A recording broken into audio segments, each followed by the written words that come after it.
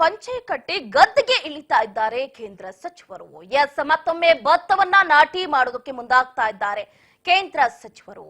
ಈಗಾಗಲೇ ಎಲ್ಲಾ ರೀತಿಯಾದಂತಹ ತಯಾರಿ ಆಗಿದೆ. ದಳಪತಿಗಳು ಮತ್ತೊಮ್ಮೆ ಗದ್ದೆಗೆ ಇಳಿತಾ ಇದ್ದಾರೆ. ಎಸ್, ಎಕ್ಸಾಕ್ಟ್ಲಿ ಆಗಸ್ಟ್ 11ನೇ ತಾರೀಕು ಪಾಂಡವಪುರದಲ್ಲಿ ಕಾರ್ಯಕ್ರಮವನ್ನ ಹಮ್ಮಿಕೊಳ್ಳಲಾಗಿದೆ. ಭತ್ತ ನಾಟಿ ಮಾಡುವಂತಹ ಕಾರ್ಯಕ್ರಮ 2018ರಲ್ಲಿ ಮುಖ್ಯಮಂತ್ರಿಯಾಗಿದ್ದಾಗ ಗದ್ದೆಗೆ ಇಳಿದು ಭತ್ತ ನಾಟಿ ಮಾಡಿದ್ರು ಕೇಂದ್ರ ಸಚಿವ ಎಚ್.ಡಿ. ಕುಮಾರಸ್ವಾಮಿ.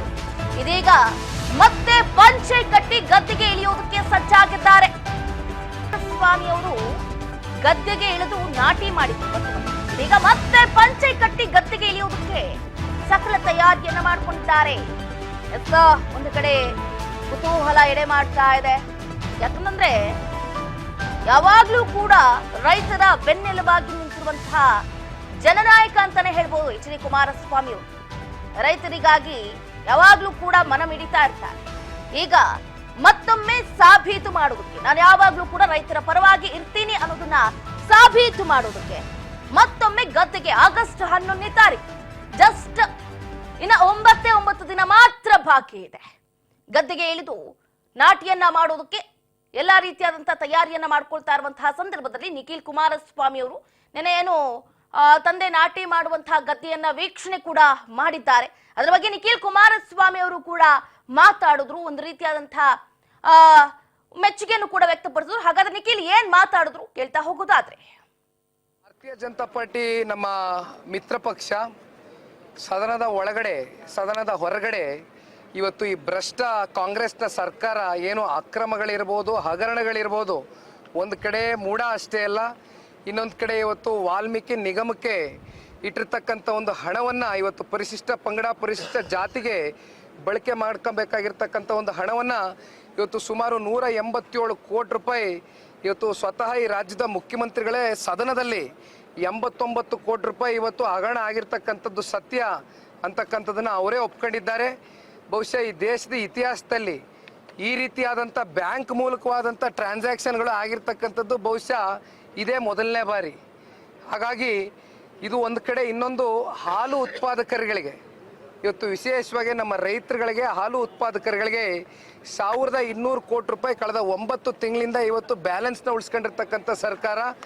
ಜೊತೆಯಲ್ಲಿ ಸಾಕಷ್ಟು ರೈತಾಪಿ ವರ್ಗದ ತಂದೆ ತಾಯಂದ್ರು ಆತ್ಮಹತ್ಯೆಗೆ ಶರಣಾಗ್ತಕ್ಕಂಥ ಒಂದು ಪರಿಸ್ಥಿತಿ ಇವತ್ತು ನಮ್ಮ ರಾಜ್ಯ ಇರ್ತಕ್ಕಂಥ ಸುರೇಶ್ ಬಾಬುಣ್ಣನ ಜೊತೆಗೂಡಿ ಈಗ ತಾನೇ ಪುಟ್ಟರಾಜಣ್ಣ ಅವರು ಮಾತನಾಡ್ಬೇಕಾದ್ರೆ ಹೇಳ್ತಾ ಇದ್ರು, 2018ರಲ್ಲಿ ಮಾನ್ಯ ಕುಮಾರಣ್ಣ ಅವರು ಈ ರಾಜ್ಯದ 2ನೇ ಬಾರಿ ಮುಖ್ಯಮಂತ್ರಿಗಳಾದಂಥ ಸಂದರ್ಭದಲ್ಲಿ ಏನಿವತ್ತು ಇಲ್ಲಿ ಬ್ರಿಡ್ಜನ್ನು ನಾವು ನೋಡ್ಬೋದು, ಈ ಸೇತುವೆನ ನೋಡ್ಬೋದು, ಅವರು ಶಂಕುಸ್ಥಾಪನೆಯನ್ನ ಮಾಡಿದಂಥ ಒಂದು ಸಂದರ್ಭ ಬಹುಶಃ ಇನ್ನೊಂದು 6 ತಿಂಗಳಲ್ಲಿ ಇದು ಮುಕ್ತಾಯ ಆಗುತ್ತೆ ಅಂತಕ್ಕಂಥದ್ದು ಈಗ ತಾನೇ ಪುಟ್ಟರಾಜಣ್ಣ ಅವರು ನನಗೆ ಮಾಹಿತಿಯನ್ನು ತಿಳಿಸ್ತಾ ಇದ್ರು.